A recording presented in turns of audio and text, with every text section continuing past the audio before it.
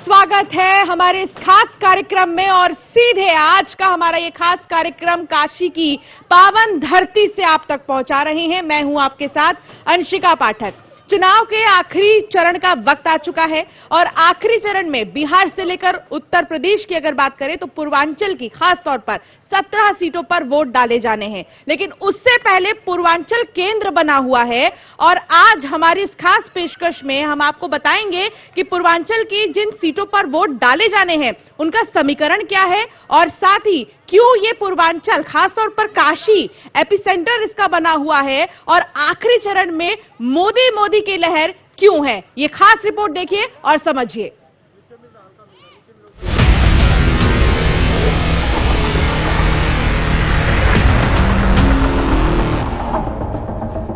बार NDA सरकार 400 पार। BJP को अब मुझे लग रहा है 150 तक जाएंगे। एक सीट के अलावा सब सीटें जीत रहे हैं। कौन सी सीट? एक लड़ाई में क्यूटो। चुनाव के आखिरी चरण का वक्त आ गया है जब 2 दिन बाद पूर्वांचल की 17 सीटों पर चुनाव होगा। इसमें 13 उत्तर प्रदेश की सीटें हैं तो 4 बिहार की और इन्हीं गंगा किनारे अपनी अपनी नैया लिए सियासी खवैया हिचकोले खा रहे हैं। उम्मीद है, कोशिश है, आर नहीं तो पार।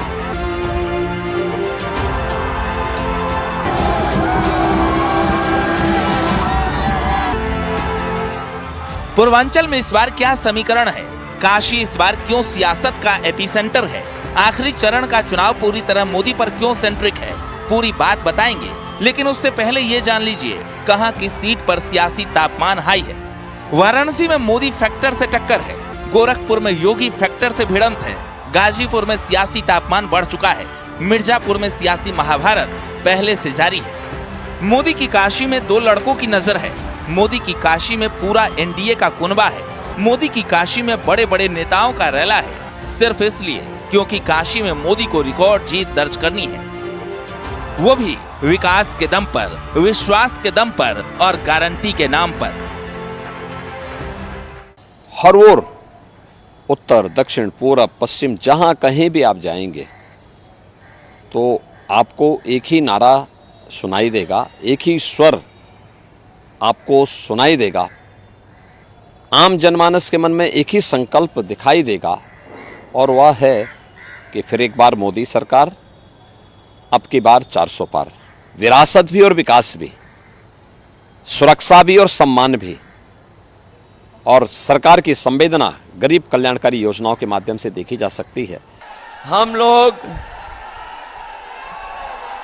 आपके लिए लगातार संघर्ष कर रहे हैं और संघर्ष का रास्ता अपना करके आगे बढ़ रहे हैं।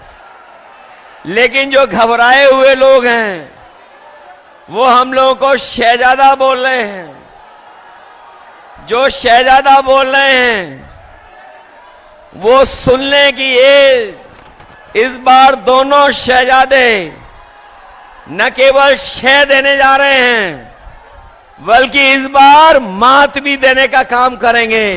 बीजेपी के साथ अपना दल एस, निषाद पार्टी और एसबीएसपी है तो इंडिया गठबंधन की टीम में समाजवादी पार्टी और कांग्रेस। ये गठबंधन कितना असरदार, कितना दमदार है, इसे ऐसे समझा जा सकता है कि छोटे छोटे दल भी पूर्वांचल में बड़े कमाल के हैं। भारतीय जनता पार्टी किसी चक्रव्यूह में नहीं फंसी है, फंसा है विपक्ष, क्योंकि भाजपा जाति के आधार पर नहीं, विकास के आधार पर, सुशासन के आधार पर, गरीब कल्याण के आधार पर, महिला सशक्तिकरण के आधार पर, किसानों के उत्थान के आधार पर, नौजवानों के उज्जवल भविष्य के आधार पर चुनाव लड़ भी रही है, चुनाव जीत भी रही है। मैं भी जानता हूं कांग्रेस 40 सांसद जीत जाएगी तो बहुत बड़ी बात होगी। यूपी की 13 और बिहार की 4 सीटों पर वाराणसी का असर रहता है और इस सीट पर खुद असरदार नेता प्रधानमंत्री मोदी तीसरी बार चुनाव लड़ रहे हैं, जिनके विजय मार्जिन को बढ़ाने के लिए बड़े बड़े योद्धा मैदान में हैं। Bureau report, news 18।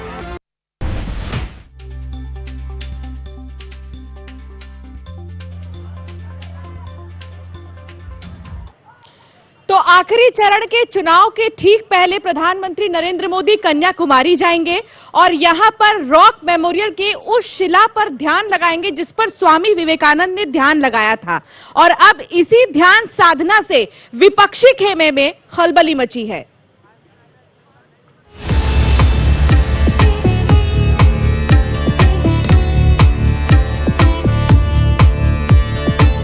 ये वीडियो पीएम मोदी ने अपने एक्स हैंडल पर शेयर किया। विवेकानंद रॉक मेमोरियल के इस अद्भुत वीडियो को पीएम मोदी के ही हेलीकॉप्टर से रिकॉर्ड किया गया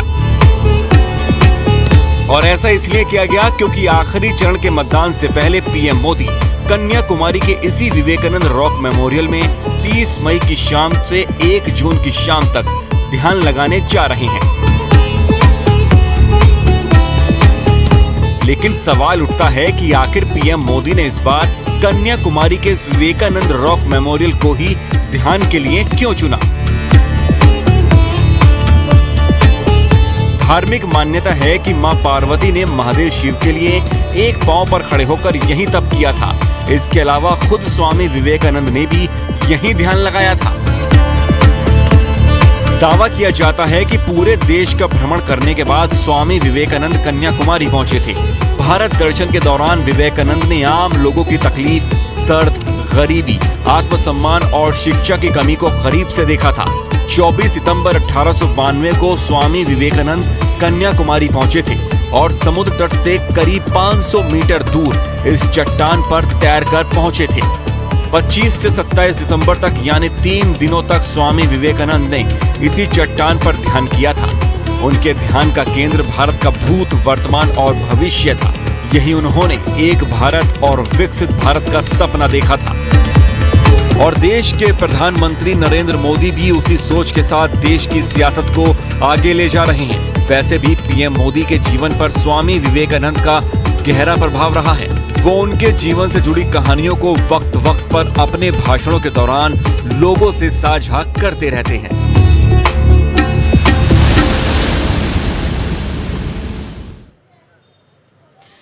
तो पीएम की इस ध्यान साधना से विपक्षी खेमे में इतनी खलबली मची है कि चुनाव आयोग में इसकी शिकायत तक विपक्षियों द्वारा कर दी गई है।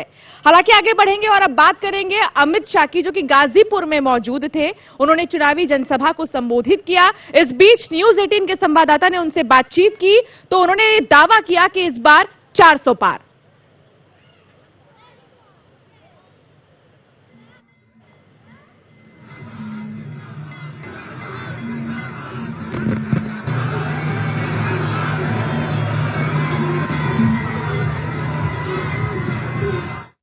कमान संभाले हुए हैं। पूरे देश में लगातार आप सर चुनावी प्रचार अभियान की कमान संभाले। भीड़ का उत्साह भी कुछ यही बयां कर रहा है। क्या नंबर सर देख रहे हैं देश में और उत्तर प्रदेश में आखिरी चरण का मतदान शेष है? 400 पार हो। बिल्कुल 400 पार होंगी सर। जिस तरीके से जो यहाँ पर केंद्रीय गृह मंत्री अमित शाह जी के रोड शो की तस्वीरें यहाँ पर हुजूम मौजूद है। सर 400 पार आप कह रहे हैं, लेकिन राहुल गांधी और जो अखिलेश यादव इंडी गठबंधन लगातार दावे कर रहा है कि 400 पार भाजपा नहीं होगी, सरकार इंडी गठबंधन बनाएगा। 4 तारीख को जनता को मालूम पड़ेगा। बिल्कुल 4 तारीख को जनता को मालूम पड़ेगा। ये केंद्रीय गृह मंत्री अमित शाह जी का रोड शो है। सर पूरे देश में जिस तरीके का माहौल है, आपने पूरे देश में चुनावी अभियान की कमान संभाली, लगातार ताबड़तोड़ दौरे किए। आज गाजीपुर की इस माटी पर आप मौजूद हैं। क्या माहौल सर पूर्वांचल में आप देख रहे हैं? आखिरी चरण में क्या स्थिति भाजपा की देख रहे हैं? देखिए, हम उत्तर प्रदेश और देश हमारी सीटों का रिकॉर्ड तोड़ेंगे।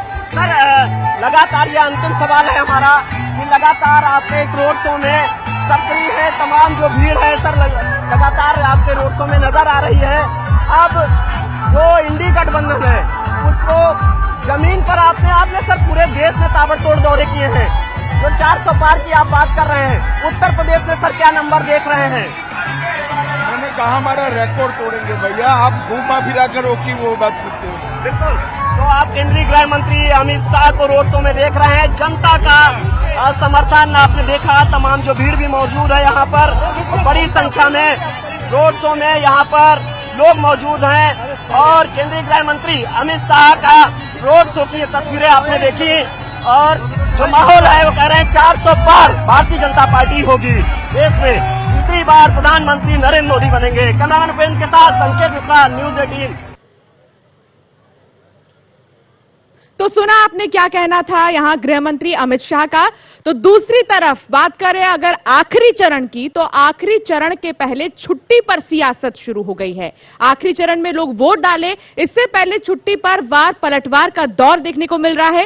एक तरफ प्रधानमंत्री नरेंद्र मोदी ने झारखंड के दुमका में कहा कि रविवार और जुम्मे की छुट्टी सांप्रदायिकता की बात है, तो दूसरी तरफ असदुद्दीन ओवैसी वाराणसी में मौजूद थे। उन्होंने दावा किया कि अगर प्रधानमंत्री का बस चले तो 7 की जगह 8 दिन हफ्ते में कर दे और 8वां मोदीवार होगा। सुनिए किसने क्या कहा।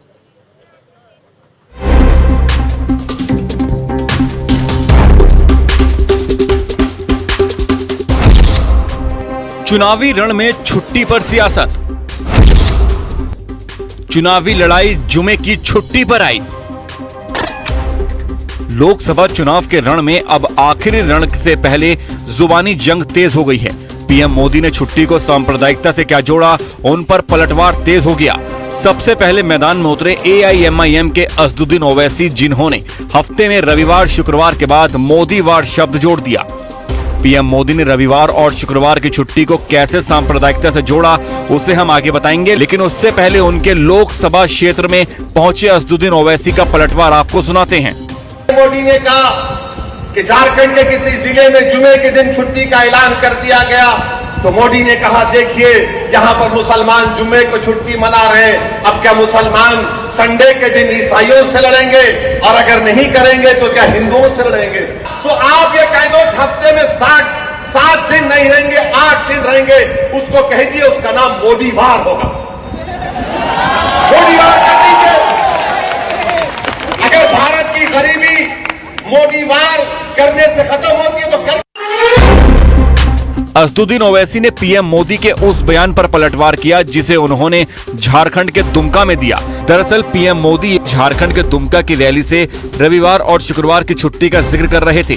जेएमएम, कांग्रेस और आरजेडी पर हमला बोलते हुए पीएम ने कहा कि देश में रविवार को छुट्टी होती है।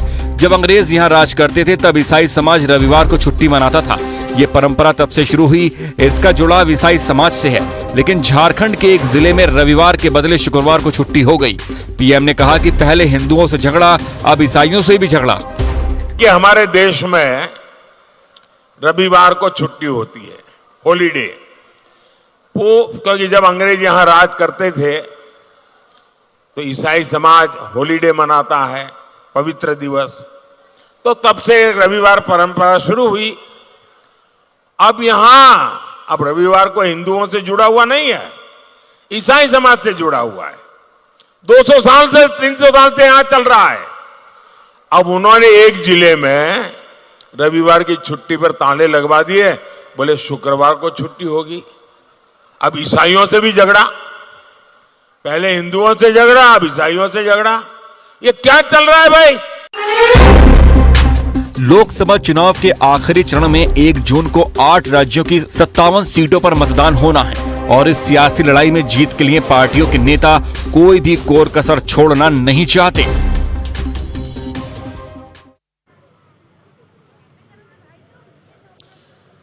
तो सुना आपने किसका क्या कहना था। तो दूसरी तरफ कांग्रेस के नेता ही अपनी पार्टी के लिए कहीं ना कहीं मुसीबत बनते जा रहे हैं।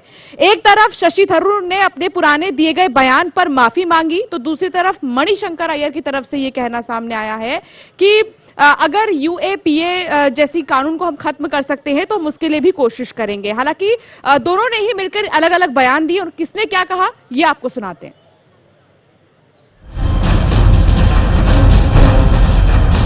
अपने पैरों पर कुल्हाड़ी मारने की कहावत को समझना है तो कांग्रेस के मणिशंकर अय्यर के बयानों को देख लीजिए। अब मणिशंकर अय्यर के एक माफीनामे ने कांग्रेस को बैकफुट पर ला दिया है। So I used the expression alleged, but I shouldn't have done so. Yes, I shouldn't have done so because we are in the middle of an election. दरअसल 24 अप्रैल 2024 को मणिशंकर अय्यर ने चीन का जिक्र करते हुए 1962 में हुए हमले के लिए कथित शब्द का इस्तेमाल किया था, जिसका ये मतलब हुआ कि चीन ने हमला किया नहीं, बल्कि ऐसा आरोप लगाया जाता है। In October 1962, the Chinese allegedly invaded India. मामला चीन से जुड़ा था, इसीलिए बीजेपी ने हाथों हाथ लपक लिया। कांग्रेस ने हमेशा से चीन से नजदीकी दिखाई है। उधर कांग्रेस नेता शशि थरूर ने भी अपने एक बयान से विरोधियों को मौका दे दिया है। शशि थरूर ने कहा है कि अगर गठबंधन की सरकार बनी तो यूएपीए को खत्म कर दिया जाएगा। UAPA was a law the UPA had brought in, but they have amended it in such a way that the government can declare anybody to be a suspected terrorist. We believe this is absolutely wrong. We want to preserve the constitutional integrity of the country by ensuring that many provisions of these anti-people laws that abridge the rights and freedoms of Indian citizens are removed, so our rights and freedoms are back. यानी गैर कानूनी गतिविधियों को रोकने के लिए जो कानून बनाया गया, अब शशि थरूर गठबंधन की सरकार के सत्ता में आने पर उसे खत्म करने की बात कह रहे हैं। जाहिर है मणिशंकर अय्यर की तरह शशि थरूर ने भी विरोधियों को कांग्रेस की नीतियों पर सवाल खड़े करने का मौका दे दिया है। तो दिल्ली एनसीआर से लेकर तमाम जगहों पर प्रचंड गर्मी पड़ रही है। लगातार 7 दिनों से दिल्ली में पारा 45 डिग्री के पार है। तो इस बीच दिल्ली ने एक नया रिकॉर्ड बना लिया है। दुनिया की उन टॉप 10 देशों में दिल्ली एक ऐसा राजधानी बन चुकी है जहां की धरती सबसे ज्यादा तपती है। और हाल ही में अगर बात करें मुंगेशपुरी की, तो वहां पर भी गर्मी बहुत ज्यादा देखी गई। तो दूसरी तरफ ग्वालियर में भी इतनी ज्यादा गर्मी पड़ रही है कि 24 घंटे में 5 लोगों की मौत हो गई। इसीलिए गर्मी से सावधान हो जाइए। देखिए इस रिपोर्ट में।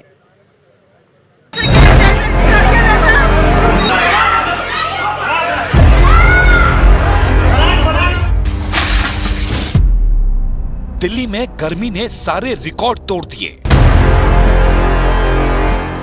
ट्रांसफार्मर मांग रहे पानी, बम बनकर फटा एसी।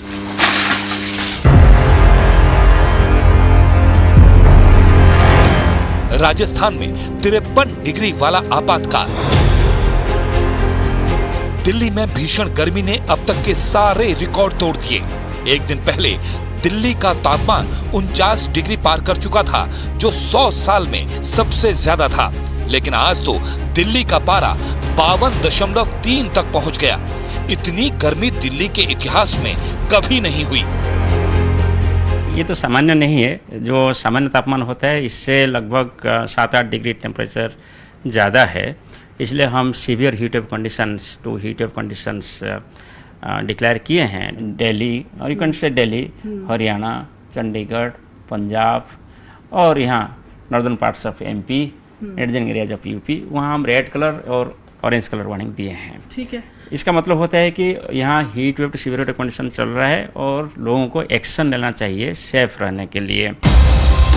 पहले धधकती गर्मी झुलसाती थी, परेशान करती थी, लेकिन इस बार तो गर्मी जानलेवा साबित हो रही है। उत्तर भारत का शायद ही कोई शहर बचा हो जो गर्मी से धधक न रहा हो। बिहार में भी गर्मी ने एक साथ कई शहरों पर अटैक किया है।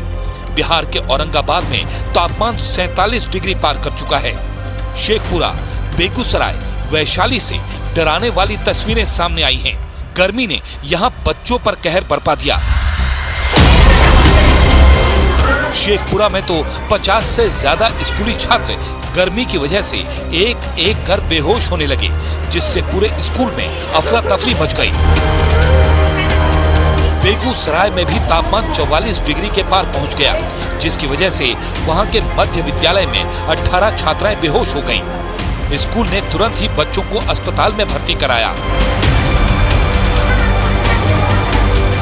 इसी तरह वैशाली में परीक्षा देने के दौरान 12वीं की एक छात्रा बेहोश हो गई। धधकती गर्मी का आलम यह है कि बिजली के ट्रांसफार्मर भी गर्मी के सामने पानी मांग रहे हैं।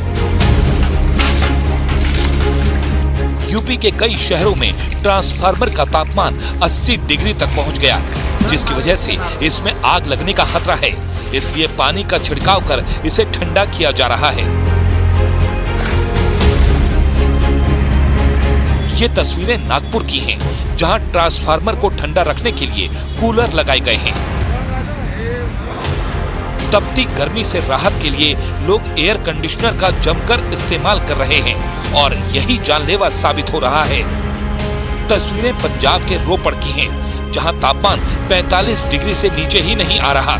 घर में लगा एसी भी गर्मी के आगे सरेंडर कर गया। गाजियाबाद में तो गर्मी की वजह से एक घर में लगा एसी तेज धमाके के साथ फट गया। जब गर्मी के सामने सारे उपाय फेल हो गए तो राजस्थान में नौतपा के प्रचंड कहर से बचने के लिए 11 पंडितों ने महायज्ञ किया। इसके लिए पंडितों ने बर्फ के ठंडे पानी में बैठकर वैदिक मंत्रोच्चारण के साथ इंद्र देवता से बारिश की कामना की।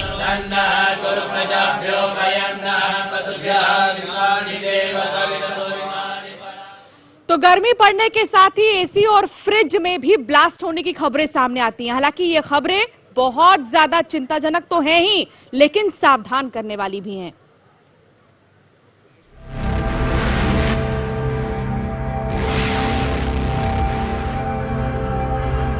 गर्मी में एसी, फ्रिज और वॉशिंग मशीन का अगर आप इस्तेमाल करते हैं तो सावधान हो जाइए।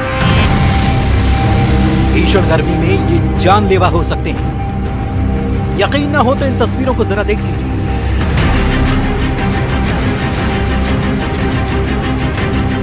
ये तस्वीरें रायपुर की हैं। इस कमरे का मंजर देखकर समझ में आता है कि यहाँ पर भयानक हादसा हुआ। दीवारों पर कालिक होती है और एसी की तो पहचान तक मुश्किल हो चुकी है। इसमें सबसे पहली बात आती है टेम्परेचर का। टेम्परेचर बहुत हाई होता है। जब भी एसी हम इंस्टॉल करें उसको जितना फ्री एयर पे पॉसिबल हो वो उस पे लगाएं। फ्रिज को हम जितना दीवार से थोड़े दूर रखें वो पॉसिबल हो उस पे करें, जिससे उसमें टेम्परेचर को प्रॉपर स्प्लिट होने के लिए समय मिलेगा, जिससे ये प्रॉब्लम आपको नहीं आएगी। और जब भी आप एसी इंस्टॉल करा रहे हो तो कभी भी एक तो ऑथराइज सर्विस सेंटर से इंस्टॉल कराएं। और एसी का जब भी आप करते हैं तो दूसरी चीज़ आपका ध्यान रखना है कि वो जितने फ्री एयर पे हो पॉसिबल उस फ्री एयर पे हम एसी को इंस्टॉल कराएं। और टेक्नीशियन का जब भी रिपेयरिंग की स्थिति आती है आपके एसी में तो नाइट्रोजन पे जो इंजीनियर्स काम करते हैं उनको पूरा प्रिकॉशन। तो सावधान कर देने वाली खबरें और ध्यान रखने वाली कि आपको किन चीजों का ध्यान इस प्रचंड गर्मी में रखना है। तो दूसरी तरफ चुनावी माहौल है, हर अपडेट आप तक पहुंचाते रहेंगे। काशी की धरती पर क्या हो रहा है, वोटरों के दिल में क्या है, ये भी आप तक पहुंचाएंगे। आप बने रहिए हमारे साथ। फिलहाल बुलेटिन में इतना ही।